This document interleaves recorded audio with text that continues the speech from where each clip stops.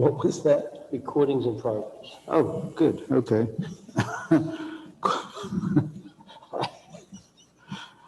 According to order, the meeting of the Board of Fire Commissioners of the Katuitt Fire District, Tuesday, June 8th, 2021. The commissioners are meeting live at Freedom Hall. The meeting is being broadcast via Zoom to the public. The meeting is being recorded, both audio here and on Zoom. Is that correct, Chief? Correct. Thank you. First order of business I'm going to address is election of the new chairman. Excuse me for 1 second, Commissioner. You need to verify who's. Oh, yeah, we need to take attendance. Yes. Thank you. Present are Commissioner Pisano, Commissioner Conley. Commissioner Zais? Chief Rude. thank you. So let's get the chairmanship business done. I will offer my name in nomination to continue as chairman. I would second that. Any other nominations? Absent any other nominations, vote. I'll vote positive. Commissioner Conley, positive. Commissioner Zais? Okay. I'd now like to move new business to the top of the agenda to make sure that we don't lose it in the discussion. And that is to honor the passing of Don Campbell, who had served for years as both fire commissioner and a water commissioner, was a call firefighter in our district before that. He's well known in the community, as is his wife Kathy, and we all want to express our deepest sympathies to the family at his passing. Those of you who were able to make either of the services Friday night or Saturday clearly could see by the turnout how well he was thought of in the community. Now, to the business at hand. The first order will be public comment. Do we have any public comment to start the meeting? Anybody has public comment? Can they use the chat function to signal you, Chief, or do they unmute and wave their hand? They can unmute or wave their hand. We have the chat turned off. Yeah. Chat is turned on. Okay. All right, I don't see anybody waving, so we will proceed to review and approval of previous meeting minutes. We have two sets of minutes to approve. The first is from the executive session of August 17th, 2020. Have you both had an opportunity to review that? Yes. Yep. Okay, I would move that they're accepted as presented. Second. In favor of Pisano. Conley. Zais? And the second set of minutes are We from, need a motion to the executive session. We need a motion to release those two or no? you know, I don't know. I'm not sure. Well, we'll do it and Let's do it, yeah. cover it. Okay. Make a Motion to release those Second? minutes. motion is made and seconded. Any discussion? Absent that, vote in favor. Pisano, Conley. Zais? so moved. The second set of minutes are from our last monthly meeting of May 11th, 2021. Both of you had an opportunity to look at those. Yes, sir. Any comments? No comments on my side. Yes, I it's a kind of a nitpicky thing. The correct spelling of Jim Danhauser's name is Dannhauser, as opposed to Danhauser. We may want to correct that. Just to, Yeah, no, good catch. I didn't see it. So absent the adjustment of the Scribner error, it was fine otherwise. then I move that the minutes be accepted as presented with that adjustment of spelling. Second. In favor, Pisano. Conley. Zais? Next up is the chief's report. Chief, you're up. Chief, before you begin, I just want to thank you for the run report by unit with the runs by unit report. I really appreciate that. Thank you. For the month of May, we had 72 total responses. 2 were fires. One was a mutual aid structure fire to COM in Marston's Mills, and one was a brush fire in Katuitt, which was a relatively small brush fire. I think it was about 10 by 10, 10 by 15, controlled quickly by our crews. Total of 49 medical calls, 0 hazardous condition, and 21 service, good intent, or false alarm calls. Administration, we're working on transitioning to the new scheduling software, which is a new module for our image trend product line.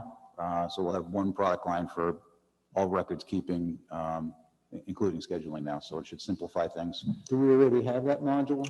We do. We purchased it. We're just transitioning over to it this month. It's new. They just released it last month. So it's a new product line for them. And it couldn't have come at a better time. Our existing software, scheduling software company was purchased by a new company, and they essentially stopped supporting the product, and we can't get reports out of it anymore. So, and the cost is approximately the same. So it was good timing, and it'll simplify, payroll and going forward for us. Right. Training, we had the live. Excuse me, Sorry. before we leave administration, when I was reviewing the warrants, it occurred to me I hadn't gotten a response back yet about the query I had raised about the legal cost line item. Had that been reviewed against our monthly service? I've sent 2 emails off to the legal company asking them. I asked them again. I still haven't got a final response from them. I'm honestly not 100% sure. Our contract with them covers anything a half an hour or less for our monthly $300 fee, I think it is. It excludes longer term issues. I believe all of the short-term expenses on this bill were all related to the same issue. So my thought process is because it was one bigger issue with lots of individual charges, that it's not covered under a, half an hour here, there, quick phone call type of an overhead charge. So I'm still waiting to get the final answer back from them. Yeah, and I'll since get it this to is them a as soon as I new get it. service, I would like to iron out our understanding of what, of how the coverage works. I'll get back to them tomorrow and get a final answer, and I'll email it to everybody. Great, thank you very much. Sure. Training, we did the live fire training with the Barnstable Fire Academy's burn trailer at the Katuitt School site on May 19th. Went very well.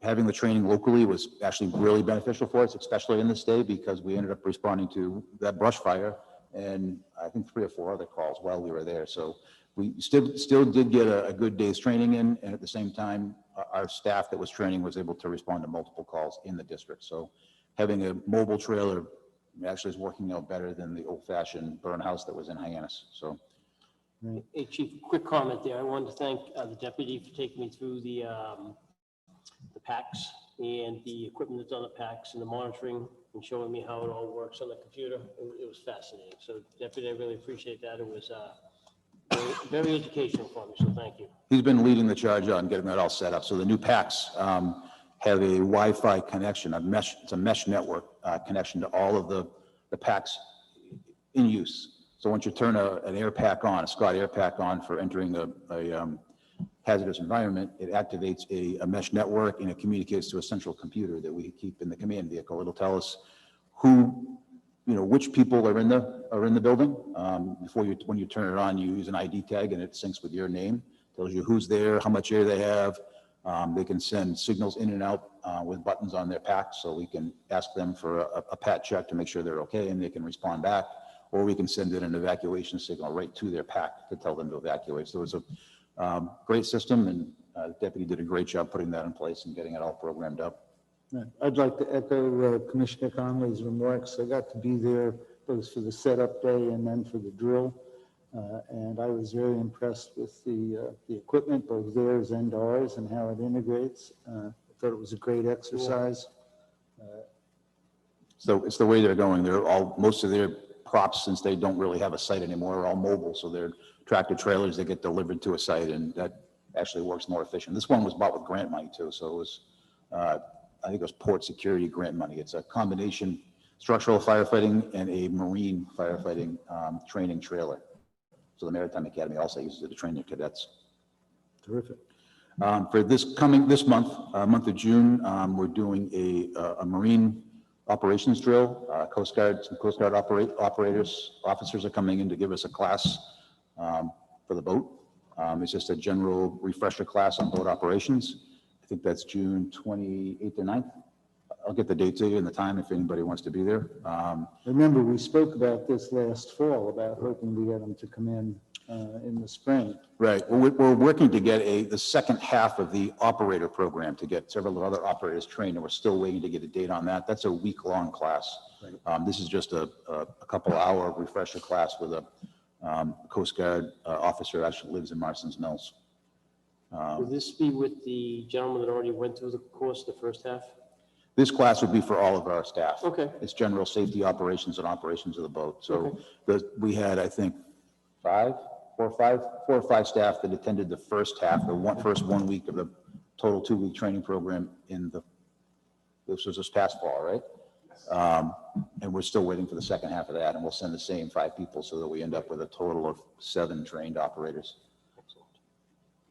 We're also planning, we haven't had a date yet, and it may slide. If something would happen with the boat drill, we'll slide this in, but they're planning a wide area search drill at the school. So search and rescue, using line searches for large areas, using the school building. So we're waiting to see where we fit that in, but that's a drill they have planned coming up. Chief, I'd like to stay in the loop on that one. Yes. Maybe it ties into some of the search and rescue work that I'm involved with. Yeah, no, I'll let everybody know. Anybody that's interested in coming, we'll probably put it on Facebook again too. If anybody from the public wants to come and see the school and watch the operation, that would be great too. Pro EMS, the report was attached, nothing new there.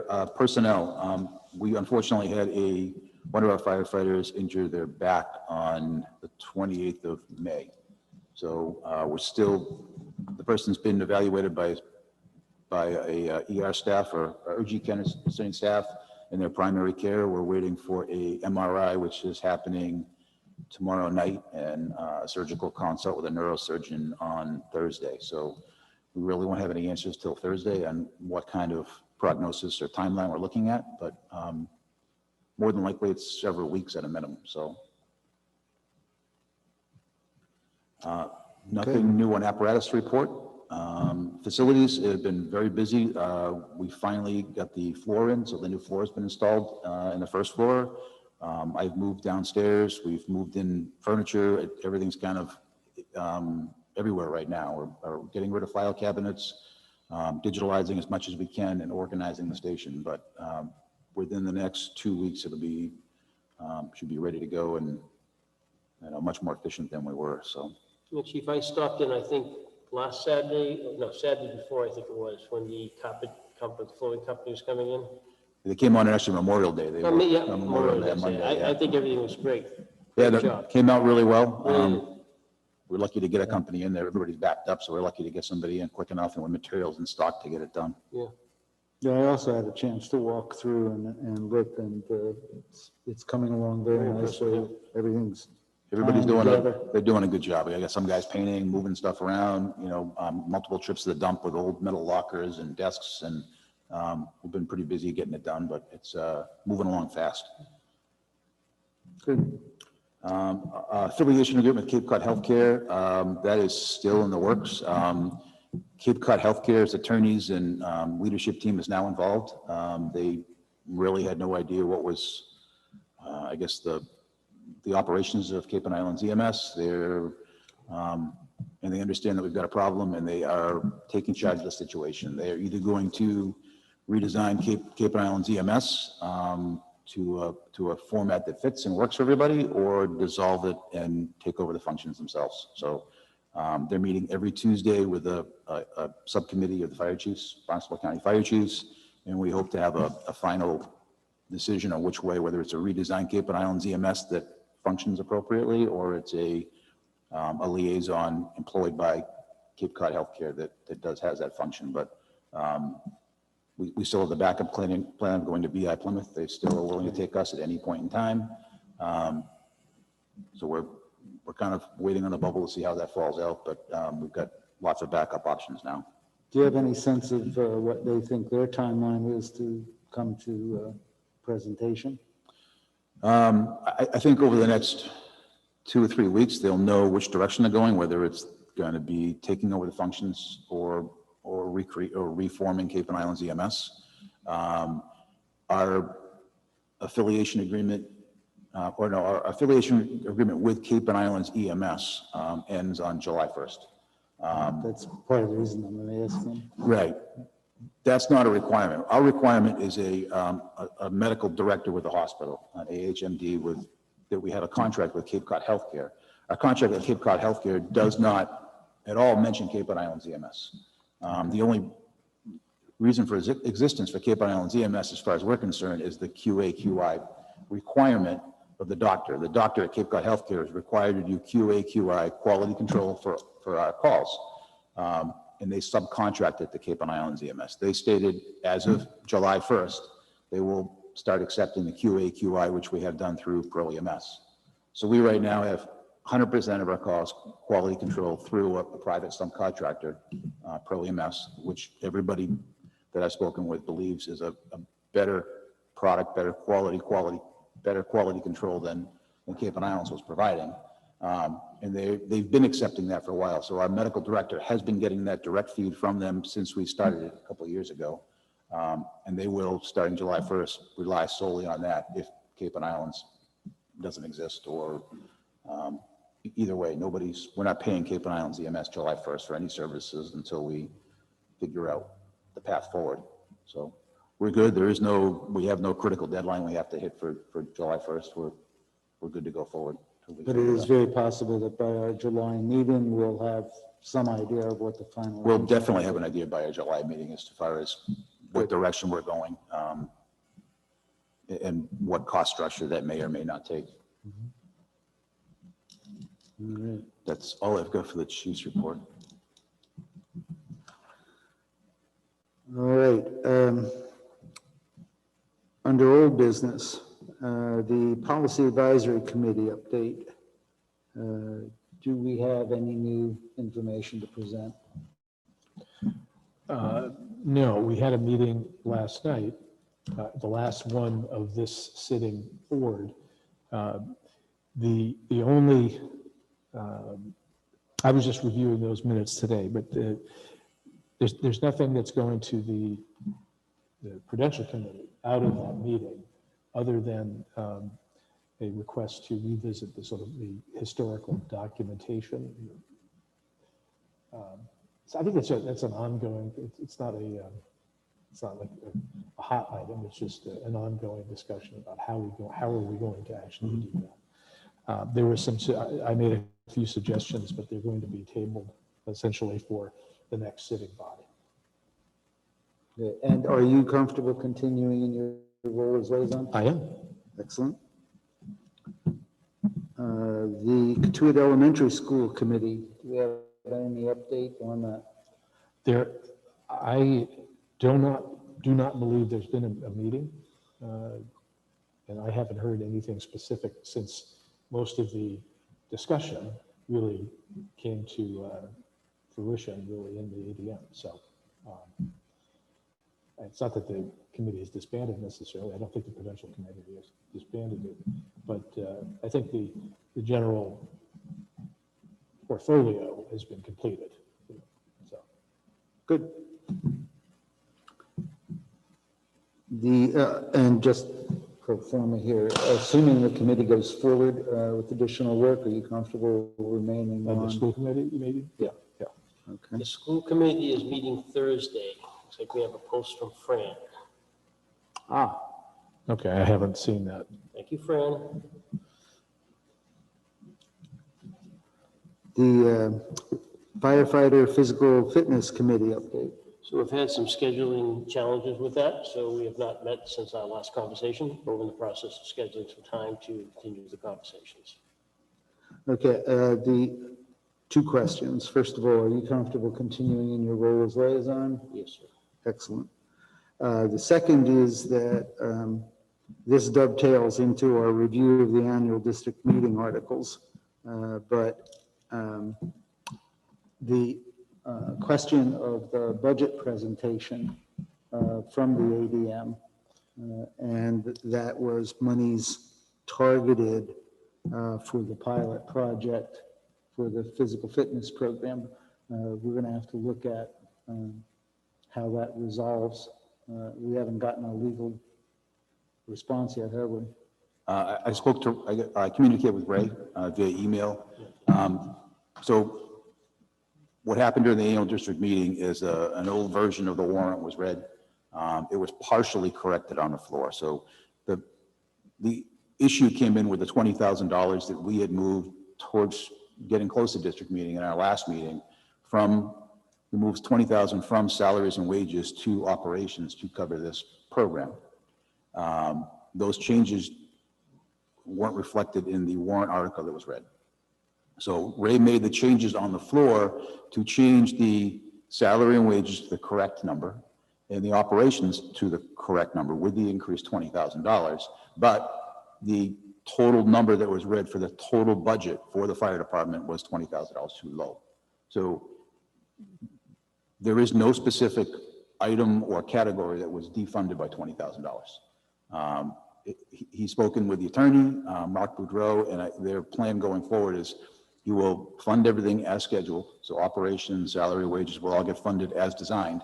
And there'll be a new line item with basically a negative $20,000 that will balance at some future district meeting. We will have a special district meeting over the next year anyways, or next spring, the May district meeting, where there will be an article to basically replace that $20,000 and still keep the line items the same.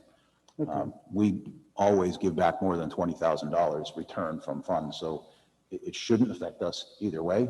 But well, we don't always if IOD blows up, but correct. But most years we do. So we will. The plan is to correct it during special district meeting. That's the only way they know how to correct it. So there is no way for us to satisfy the individual numbers that we committed to in warrant and the total number. They don't add up. So. Okay, so when the physical fitness committee moves forward on this, we will have available funds to launch the pilot program once it's shaped Right. up. Okay, great, thank you. Excellent. Okay. This is a notice for the July Fire Commissioners meeting.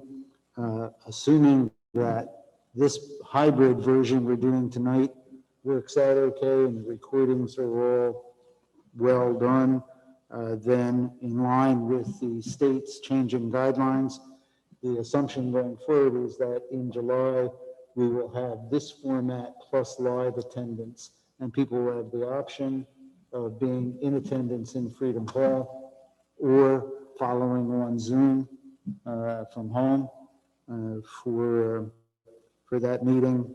And as I think I mentioned last month, that assumes everything works and that our COVID rates stay low. Just a point of clarification, are we going to continue doing the video recording, going forward as the way to create the archive as opposed to an audio file? Well, tonight we have an audio recording running as well as the Zoom. We haven't really discussed that. Zoom creates both. Zoom creates automatically a video with audio and a separate audio file. So it creates both. I think I've heard nothing but positive reviews on having the video available. So Yeah, certainly up to you guys. No, it was no opposition. I was hopeful that it would continue. So, All right. Good. The last item under old business is to review the annual district meeting articles and the discussions that ensued around them. Commissioner Conley, you had voiced an interest in revisiting the questions that were raised around the health benefits stipend program. Absolutely, or what I like to refer to as the insurance stipend option, the ISO. So there was actually a question that was raised during the meeting as to when that particular option went in place, the contract. And at the time, I did not have that information, probably because I've led the last two contract negotiations and they blended together a little bit. So it was indeed signed as part of the last negotiation. But I'd like to point out that it's fairly simplistic to look at the insurance stipend option in a vacuum, because nothing in a negotiation happens in a vacuum. Several packages and different options that are looked at. And as we do a union negotiation, specifically the last one, we were looking to bring the firefighters into a closer to the average, the cost of the rest of the contracts on the Cape. And the fact of the matter is, we do that because we want to retain our firefighters. We don't want to see them go to Hyannis or go to Calm or go to somewhere else. So again, it was several packages that were reviewed as part of the contract negotiations, this past one, the previous one. Both were successful, and I frankly view success as the fact that when we walked away from the table on both occasions, neither side was completely happy. Right, so that's how it ended off. The fact of the matter is, it should be pointed out, to train a new firefighter, if we lose one, we have to retain or train a new firefighter. That costs us between $40,000 and maybe $100,000. You know, $25,000 for pure training, and then the overtime we have to pay another firefighter, depending on where we can get into the academy. So there's a lot of pieces that go in there. I guess a couple of bottom line comments is, there was also conversation about, hey, does anybody else do this? It is part of the COM contract. So yes, there are other departments that are leveraging the same option. The stipend, for the record, does not go into the pension negotiation calculations. So ultimately, it doesn't add expense to us going forward. And the bottom line is, it was a good option for the village, and it was a good option for the firefighters, for the union. So just wanted to make sure everybody's clear of that. Thank you. Appreciate it. The same discussion was raised around that being included in the renewal, the renegotiation of the chief's contract. And I would like to revisit that discussion, because I was upset after the meeting about whether or not I had misspoken or misremembered. I reviewed the executive session tape, and the vote for that package was in fact unanimous. Then I misrecalled, sorry, I apologize. The package was actually, that was approved, was actually the package that you presented and advocated of the three that we were considering, both in terms of rates of raise. Again, I apologize, my memory is not what it used to be. But I did want that on the public record for the community to know that, in fact, when we looked at the numbers for the chief's total package compared to Cape-wide averages as best we could ascertain them, that we wanted to get him closer to the average. We very much appreciated the fact that he accepted the contract as offered, because in point of fact, it is still substantially below the Cape-wide average, even with this new contract. What I remember most clearly is just the vigorous discussion. I apologize. I do not, and it was not meant in anything other than that was my recollection, not a comment about you. This was about, for me, getting this back on the public record and clarified, it is about the fact that there was a lot of, I believe, not well thought out commentary from the audience about this, who the information has been public for some time. Nobody sought out, to the best of my knowledge, any of the commissioners to inquire about or discuss, and it sounded like we were conducting some overly generous giveaway, when in fact we struggled long and hard to come up with a I fair remember package. that we spent a lot of time on this over a number of monthly meetings. Yeah. And I think, just on that last comment, I think this is sort of par for the course. When a citizen of the fire district only goes to one annual meeting, it's very, very difficult for anyone to sort of get up to speed on the context of anything. And unfortunately, those moments are going to happen again. Hopefully they're not as contentious, but so I absolutely apologize for that. So just real quick to echo some of the conversation here. I was concerned as well, and a little confused by that. I did listen to the recording. I think it's the November 20th recording. I'll go back and You listen might to it. want to take a listen to. And in all honesty, I encourage anybody that's listening to this to listen to that recording. It was great conversation. I don't think it's available. It was an That executive was an session. executive session, my apologies. Right, so But it they- was, So all you could do is listen to this? Well, in fact, unless, we need to discuss how to assess whether or not that would get released. Typically, executive session meetings, what gets released are summary, very brief summary statements. Well, I would submit that, Chairman Pisano, if you want to or think about what the harm might be,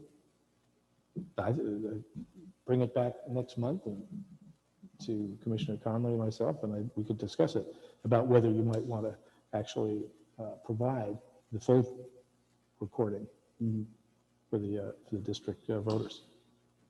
Well, I would say, right now, let's leave that on the agenda for next month as old business, and we'll all have a chance to review the whole meeting again and give some thought to what the potential pros and cons might be. So, great, begs the question, how do I listen to that? It is available on our SharePoint? SharePoint. Okay, It is I a will, restricted file for only us, as long as it remains an executive session document. that will be a good experience walking down memory lane. I did not, I recall a lot of the conversation, but clearly not the outcome. Again, sorry about that, Rick. I had myself two other comments that I would like to put on the record about the annual district meeting, and one is to apologize in general, but specifically to you, Fran. I was not at my best in that format. I had a great deal of trouble hearing in that setting, and so I wasn't able to, I believe, present as much as I would have preferred to present and support the things we were presenting as clearly as I would have liked. And I think that added to some of the misunderstandings and/or challenges that I thought were ill-founded, but I hadn't done a good job of putting the information out first. So that was one thing. The other was to address the general discussion about consolidation that several people brought up. And I would just like this committee to be on the public record that we as a committee, over the years that I've been involved on this, have looked at and discussed consolidation options regularly. We've also looked at informal outreach. Chief has done some of that for me when I've asked him to approach chiefs in other districts about what their thinking is. And I'd like people to understand that to date, the people that we have reached out to as even plausible partners for consolidation fall into one of two categories. And that's those that are substantially better off than us, for whom we would be a liability to them, and districts that would be a liability to us. And the idea of the only other option that I'm aware of would be a county-wide or a town-wide consolidation, which, if it includes Hyannis, I maintain, as I've heard over the years, and back to our, what is it now, a 20-year-old government study that we've been advocating to have redone, is that as a small village in that large a pool, I think we would face the risk of seriously reduced service. Yeah, no, I think this is a really thorny problem to which there are no easy answers, and just saying the word consolidation as a matter of course is problematic. And I think that's being kind. Yeah, it's just it's a, And I guess my comment there is, I think a lot of people like to throw the term consolidation around, and with that goes the assumption of a reduction in cost. And I don't think they look at what the magnitude of that conversation means. In order for us to maintain our insurance rates in the district, we need to have a fire station within a certain proximity. So if we don't have that, if that gets shut down, there's an issue there. If we get consolidated in with another department, we may be paying for an aerial equipment that's being used. So there's a lot of variables and there's a lot of costs associated. We control our costs very well. If you look at our union contract, we control our costs very well. So. yeah, no, it's a tough issue. I noticed to the earlier point, Fran has posted that once the contract is signed, then the executive session minutes can be released, which we certainly can do. My question for us to take forward to the next discussion is, do we do that in the typical written summary form, or do we consider the pros and cons of releasing the video, since we happen to have a video of it? Well, But I would like you to get an opportunity to review it yeah, as I well. was going to say at the very least, I would like to Sure. review it first. I just sent you the link. You got it in your email. Thanks. Okay. In reference to the governance study, like I said, there is a 20-year-old study that the data on it was incredibly well collected, very accurate at the time, but the makeup of our village has changed dramatically. The costs, tax levies, property valuations are not the same. And as a result, I don't believe the conclusions would necessarily be the same. Maybe a first step in having a conversation like this is to have the study renewed. So, I mean, I have gotten a cost estimate for renewed study, and it's somewhere around $26,000. So maybe there's something we discuss at a future date, or something we recommend to the Prudential that. Well, it would certainly be in the province of the Prudential Committee, so, we can discuss it, and if we're in agreement, forward the recommendation. Okay, I don't see anything else on my agenda sheet.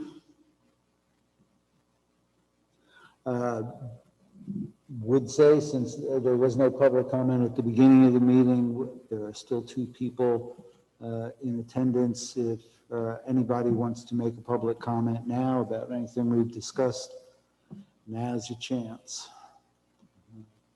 You would need to unmute yourself and/or turn on your video.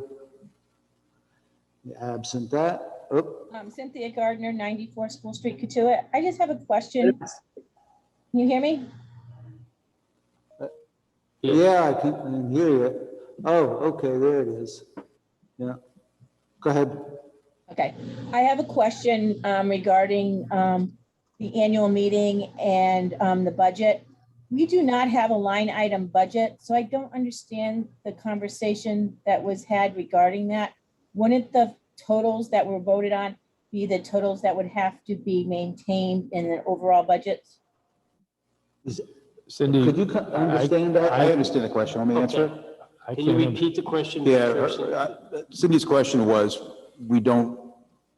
our line items that we specify are guidance. They're not something we held to. And her question was, the overall figures that we're held to? And that is correct. So we are held to a overall dollar value for salary and wages, an overall dollar value for operations, and one for maintenance. And I think the miscellaneous might be stated as well. And then we're also held to the overall total dollars specified in total together. So there is no, if we overspend one line item, there's no penalty for it. It's something we're holding ourselves to. It's an estimate of what we expect to do. So that is correct. But the discrepancy that we're wrestling with is that when he presented that final total, it did not jive with the subsets that he did accurately present. Correct. So we cannot spend more than the total that he read off during the warrant until there is a special district meeting that may or may not appropriate an extra $20,000 If needed. if needed. Okay, thank you for the clarification. Phil? Yes, thank you. Phil Odense here, representing the Katuitt-Santuit Civic Association, relieving Mr. Zace's wife from having to attend every meeting that's ever held in the village. And just wanted to, thank you all for making the arrangements to record the meeting and to say that, aligned with the association's mission of communication, we're certainly appreciative that, of the thoughts to continue making the meetings available over Zoom and as well as making recordings available to the citizens of the village. It's really helpful. So thank you for that. And that was my only comment. Thank you. Okay, absent any other Motion. comment? Motion to adjourn? I hear a motion to adjourn. I'll second it. Oh, I was In favor? third. Conley, Zace? Pisano. Very good. The meeting stands adjourned. Thank you very much.